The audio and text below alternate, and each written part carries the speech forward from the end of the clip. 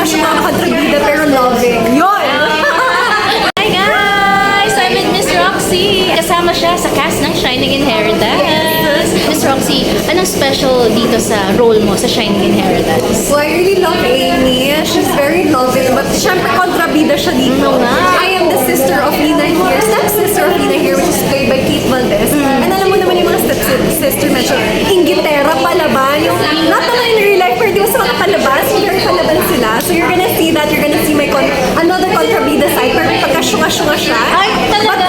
Pero sana magustuhan nila. Medyo, yung atake dito is syunga-syunga kontrabida pero loving. Yun!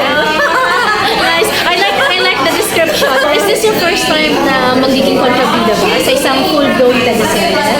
This is my second time. Ay, your first time was? Heart to Night. Ay nga pala, Heart So Nice. Oo nga. Pero half Sorry, I kontrabida, forgot. half inaapi kasi Yun nga yun. eh. Ngayon, all out kontrabida. Kasi sa Heart So Nice, sa umpisa hindi eh. Sa latter part lang, di ba? Pero dito, palaban talaga. from the very start From the talaga. start, from the start. Yeah. How was it working with Miss Kate? Paano yung mga awayan nyo dito? Oh, I love working with Kate. Parang at the beginning, syempre, there was fear kasi may hiya akong makipagsabunutan sa kanya. But she was very professional. Parang sabi niya lang, go lang.